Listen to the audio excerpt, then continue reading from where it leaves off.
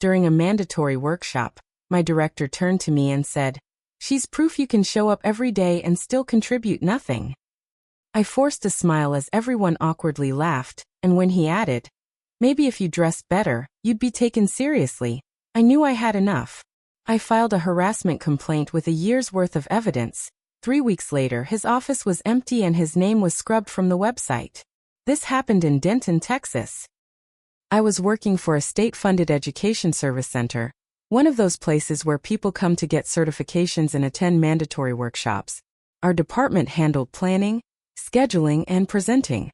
It wasn't glamorous, but it paid the bills. I'm Marla.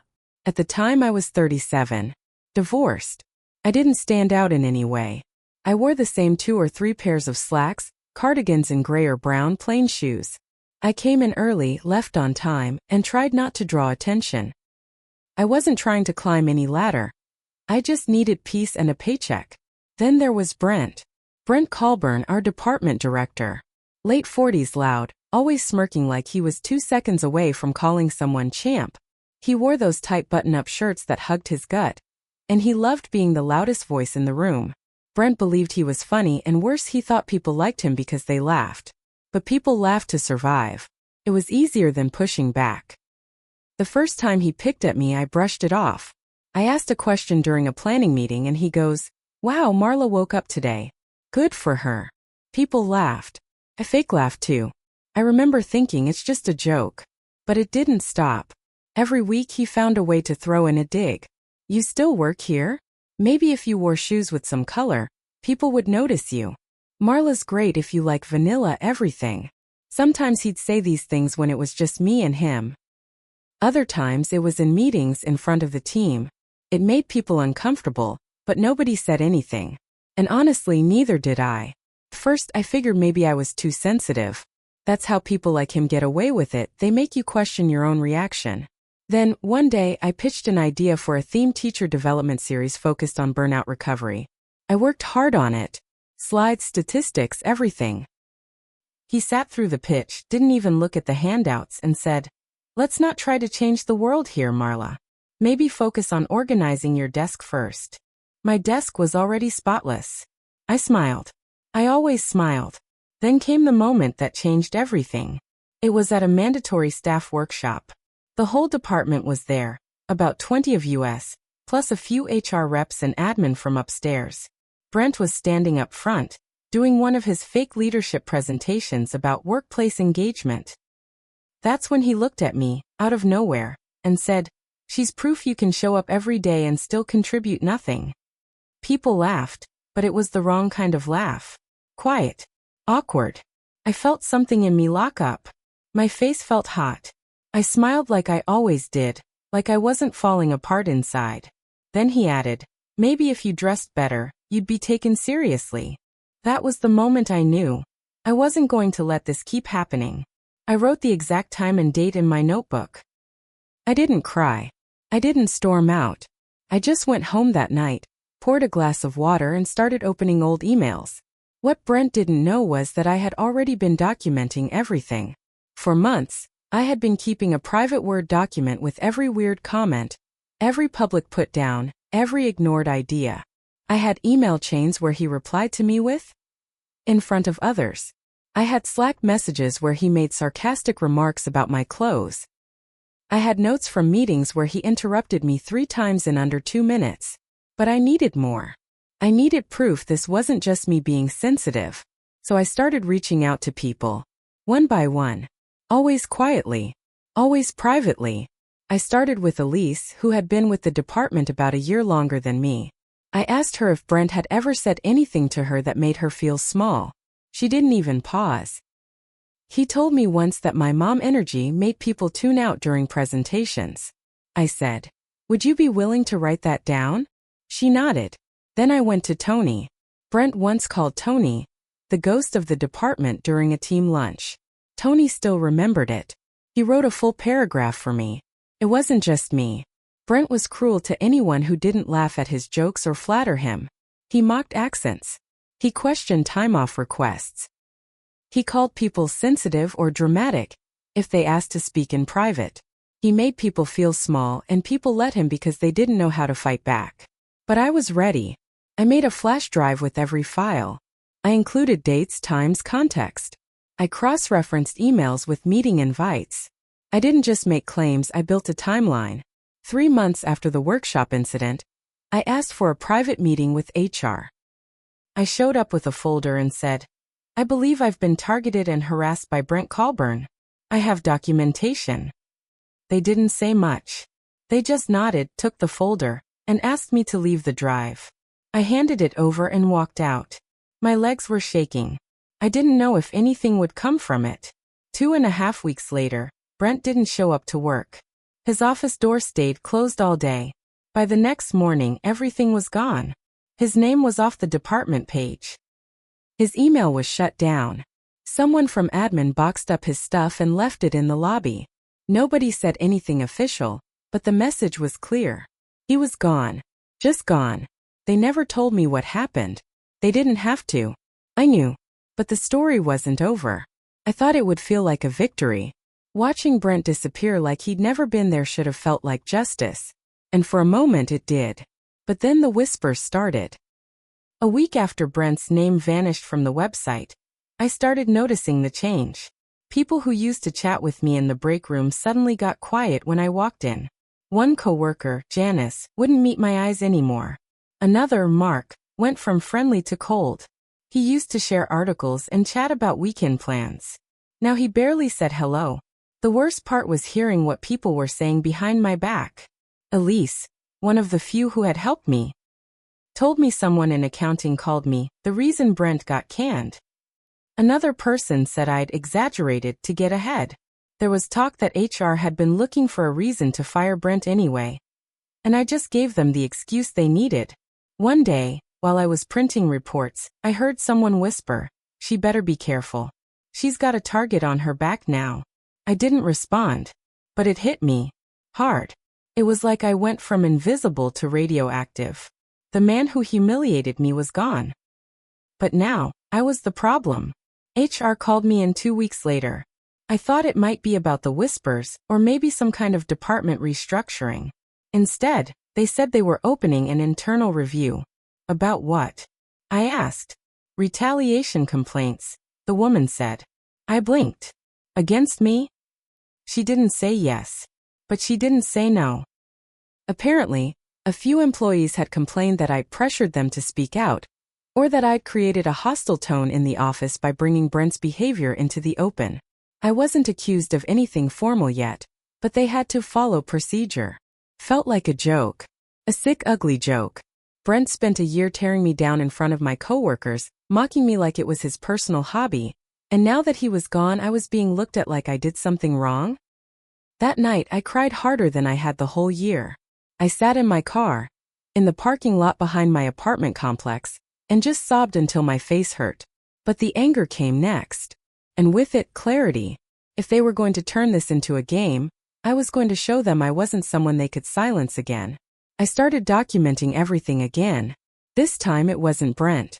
It was the fallout. I kept notes on who said what.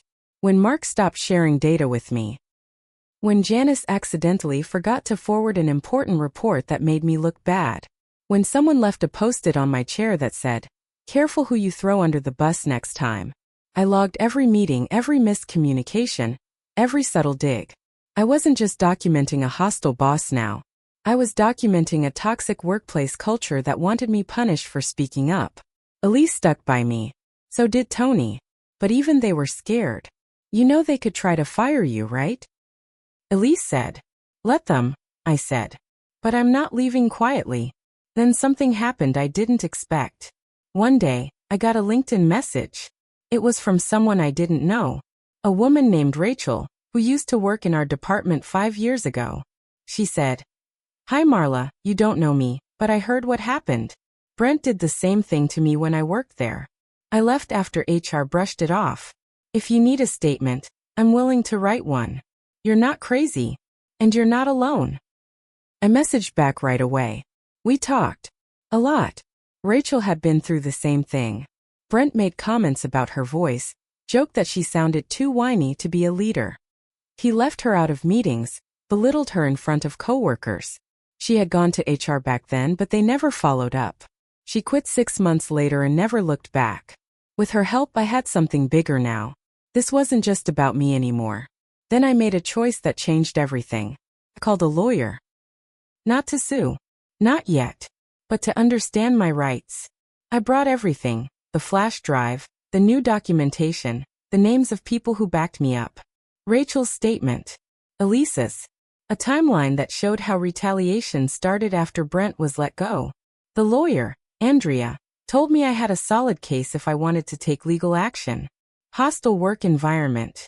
Retaliation. Failure to protect a whistleblower. And possibly negligence from HR if they ignored earlier reports. She also said something that stuck with me. People think the hard part is speaking up. It's not. The hard part is surviving the aftermath. But you've already done the hardest part. Now you have to decide how far you want to take it. And I knew. I wasn't done yet. This wasn't just about Brent anymore. This was about a whole system that tried to make me small, quiet, obedient.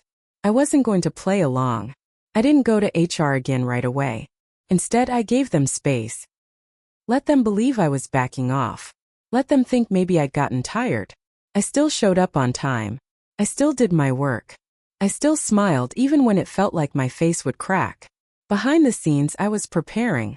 Rachel, the woman who used to work here, put me in touch with another former employee, Jason. He'd worked under Brent 3 years ago and said Brent used to joke about Jason's sexuality during staff meetings. Jason had reported it. HR said they'd investigate. 2 months later, his contract wasn't renewed. Jason had kept screenshots of some texts Brent sent him during a conference. In one, Brent wrote, "You're good at these events. Guess it helps when you're used to performing for attention." He still had the HR report file from back then. Dated. Labeled. Ignored. Now I had 3 people. Rachel. Jason. Me. 3 reports. 3 patterns. 3 different years. I compiled everything into a binder. Not digital this time. Printed, labeled, tabbed by section. This wasn't just a personal grievance anymore. It was a pattern of long-term abuse and HR negligence. That's when the second twist hit me. Late one Thursday afternoon, I got called into a meeting with Jennifer from HR, and a man I didn't recognize. He introduced himself as external counsel, reviewing department structure following recent events. He had a folder with him. My name was on the front. They said they were placing me on paid leave pending the outcome of the internal retaliation review. I just stared at them. "You're suspending me?" "Not a suspension," Jennifer said. "Just leave. We think it's best for the department's morale." I didn't speak. I didn't argue. I stood up, handed Jennifer a sealed envelope and walked out.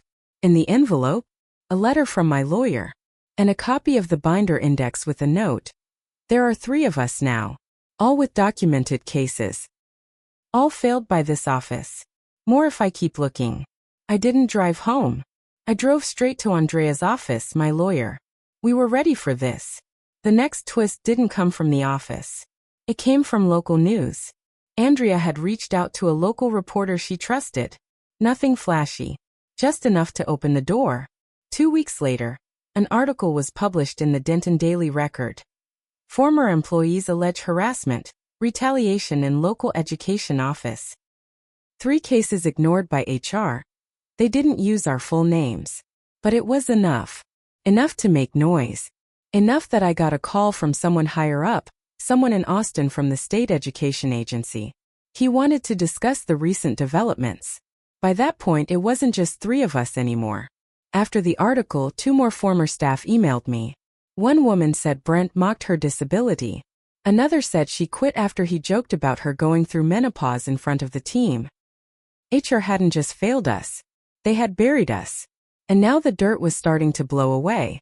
I hadn't been back to the office in over a month when I heard the next big twist. Jennifer from HR was gone. So was Mark. So was Janice.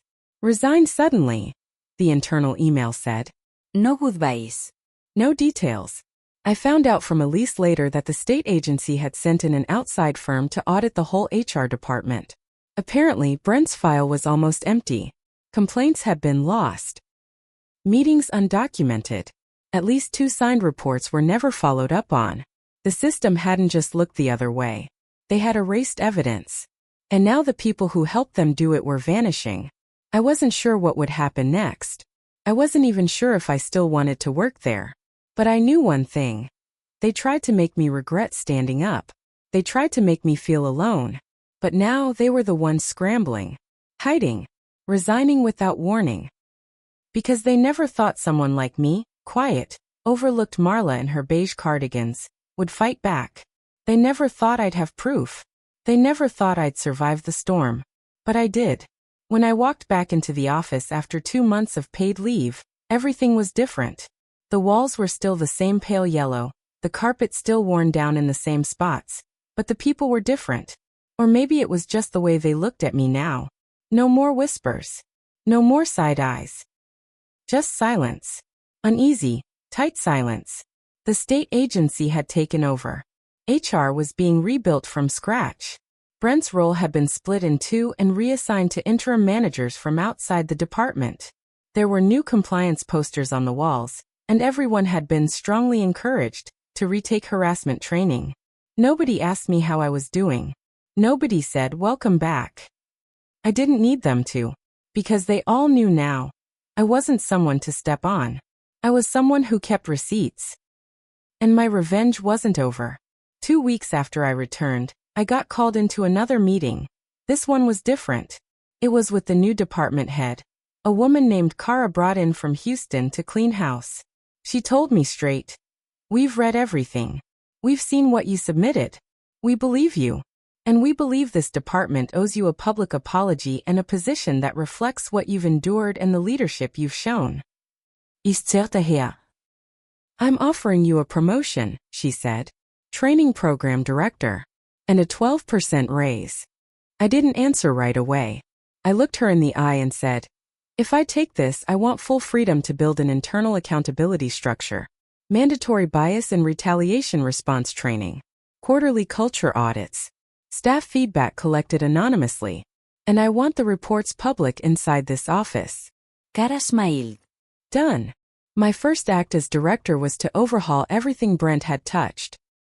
I reopened exit interviews that had been ignored. I reached out to Rachel and Jason and offered them the chance to speak at a closed-door panel for staff about what they endured. They accepted. I started a new protocol. No complaint could be dismissed without written justification from 3 separate HR personnel. Everything logged.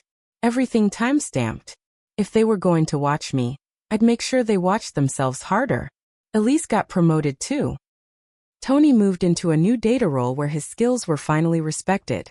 We created a mentorship track for younger staff to safely ask questions, raise issues, and actually be heard.